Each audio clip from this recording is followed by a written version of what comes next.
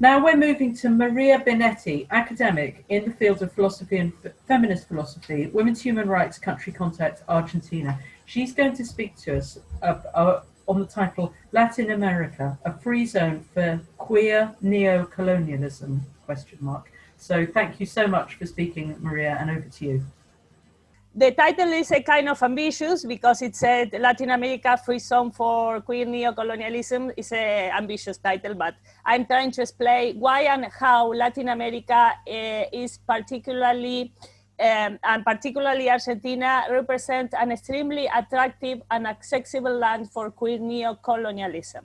There are a number of reasons for that. First, Latin America is the most unequal region in the world.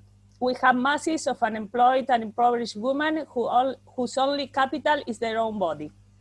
Second, the precariousness of our political institutions and the lack of the democratic tradition put the region at the mercy of charismatic and very corrupt leaders. For populist leaders, poverty is a big weakness. Third, our cultural underdevelopment continually captured by imported fashions. In such a context, it is not mere coincidence that queer agenda first colonized Latin America. In fact, that is a data that I got from a member of our campaign, a brilliant member. She gave us this data. Ecuador was the first country in the world to introduce gender identity in its new constitution of 2008, followed by Bolivia in the constitution of 2009. Both incorporated Pachamama, which is the aboriginal goddess, Sumac Causai, which is the aboriginal philosophy of good living, along with gender identity promoted by Yogyakarta and UN agencies. For its part, Argentina was the first country to approve a legislative model based on self-perception in 2012, followed by Brazil in 2013.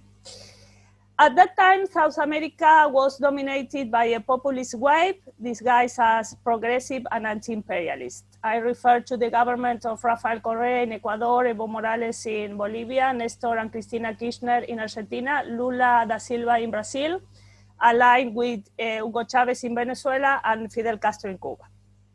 They presented themselves as refounding fathers of the Patria Grande, great home, and spread a sort of new left, which is a mix between postmodern cultural relativism and nationalist populism. They make a mix between postmodernity and populism.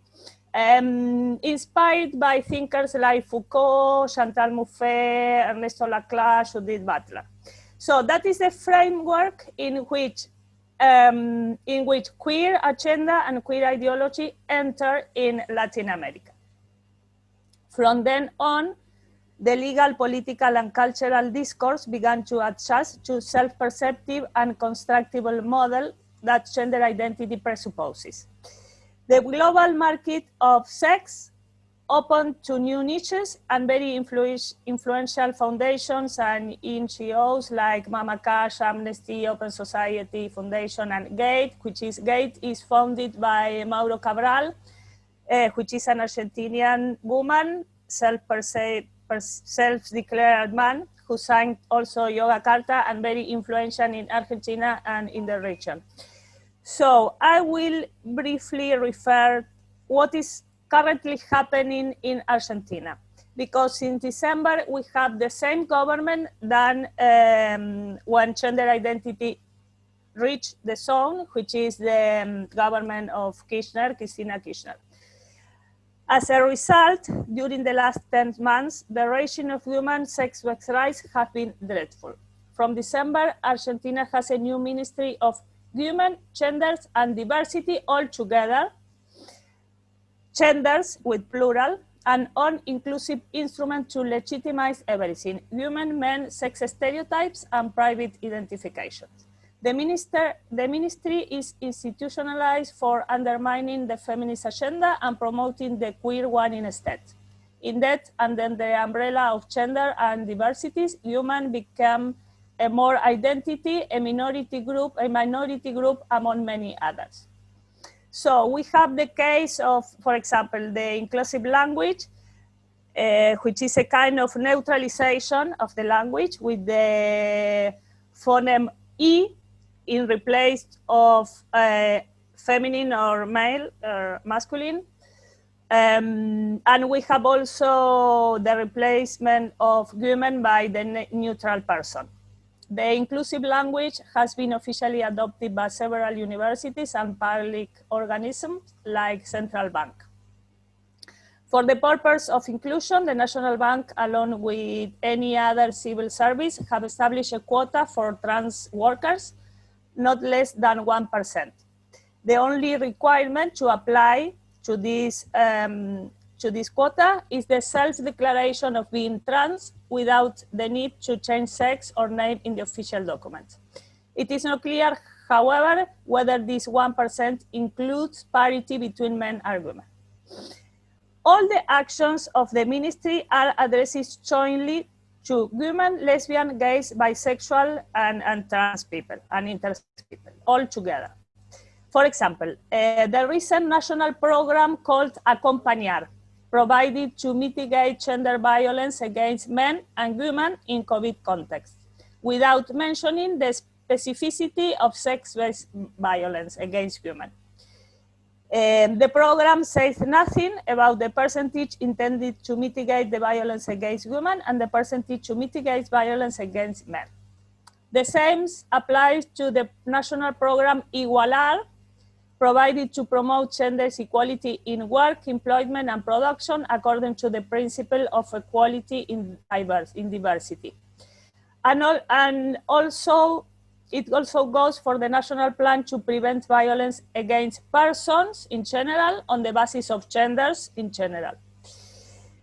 Another recent example of the conflation between women and diversity is the resolution number 34 of the General Inspectorate of Justice, which establishes gender diversity in the board of all corporations and non-governmental organizations and civil associations. According to the resolution, there must be an equal number of female and men members in any board. Besides eliminating the right to only human organizations, the resolution replaced the parity between women and men by gender diversity between female and male members. Erasure is also the destiny of the legal category of mother and pregnant woman, now replaced by the neutral and asexual person, plus some factions like pregnancy or breastfeeding. As an example, a recent bill submitted to Argentinian Congress proposes to substitute in some articles of the Penal Code the category of pregnant woman by pregnant person. The bill argues that woman remains an old-fashioned and anachronistic term that also denies the right to gender identity. The ideological operation to conflate women and diversity justifies by the self-perceptive model introduced by gender identity law, repeat the same strategy.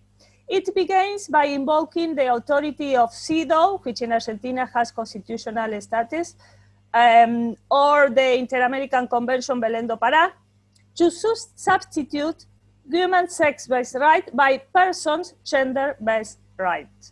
Briefly, international women's treaties and conventions are captured in order to erase human. Whether the legal category of human is completely erased or equated with diversity, the question is the discrimination and violation of human rights. To introduce human in the infinite range of genders, as if human performs some heteronormative representation, entails symbolic and psychological violence and turns human into a minority. The diverse ones are human, the rest are men. There is another crucial institution for Argentinian feminists threatened by queer capture. It is the National Women's Gathering. For some years now, trans activists have been lobbying for turning the national women's gathering into the plurinational gathering of human, lesbians, transvestite, trans, bisexual, intersexual, and non-binaries. Finally, they got it. From this year on, which is the gathering number 35, there will be 2 meetings, the National of Women and the Plurinational of Diversity. But the big news is that the government decided to invest about $2 million in the diversities gathering while ignoring completely women's gathering. It is worth noting that women's gatherings have been and will be a self-funded encounter to have autonomy, and the government investment for diversity occurs in a context with more than 40% of poverty and 5 million of new poor because of pandemic. Sex work is another chapter, has also become a free identity to legitimize. Although Argentina is an abolitionist country, the pressure to regulate prostitution and decriminalize pimping is ever increasing. Last June, there was an illegal attempt to incorporate sex work into the National Registry for Popular Economy. Feminist abolitionists reacted quickly, and the registry had to turn back. However, the pressure continues by means of a very influential pseudo-union of sexual workers called AMAR, which has direct link to government, human rights organization, and also Ni Una Menos, this big movement of women in Argentina, which is now a trademark, registered as a trademark, very profitable, by the way. Behind AMAR, there are Retrasex, ONU-SIDA, World Bank, Mama Cash, etc. Amar's main spokeswoman recently attended the 3rd National Congress of Education, hosted by ministries, congresses, and universities, where she pointed to the importance of introducing sex work as a curricular content. Last year, Amar opened a house called Red House, which is a kind of assistance center for prostituted women. Since the coronavirus pandemic, the Red House has been providing ID cards and social programs and housing and subsidies to poor migrant women. So Amar is behind the poor migrant women in Argentina to help them. But the most worrying issue of queer colonization is actually reproductive exploitation. In July, the bill to incorporate surrogacy into the civil code of Argentinian civil code was submitted just on the 10th anniversary of the equal marriage as a sort of wedding gift for reproductive minorities and gender identities. One of the leading promoters of surrogacy in the country is Marisa Herrera, who is, in addition, the current Argentinian candidate for CEDAW. Herrera has been pushing the reproductive exploitation for years, and now, aligned with the gender ministry, she has expressed her desire to democratize CEDAW by introducing diversity in CEDAW, in case she is elected. She has also maintained an uncertain position about child custody, omitting some general recommendation of CEDAW. The surrogacy industry attempts to settle Latin America. America promotes an attractive marketplace to reproductive and sexual exploitation, enabled by impoverished masses of women, lack of democratic institution, or a think democratic institution, as Sean River mentioned now, and endemic corruption. Currently, there are projects to regulate surrogacy in Argentina, Peru, Mexico, Ecuador already approved it, and Guatemala has farms of women and kids, the same than Mexico. Oddly enough, no one of these countries had decriminalized abortion. In such a context, it is hard for Latin American feminists open up spaces for gender critical voices. Censorship in academy and exclusion for mass media are the rule. Our main support is international, and we know that this fight is global, and all together are stronger. So I'm so happy to have find this campaign and join us and fight together. Thank you, and that's all.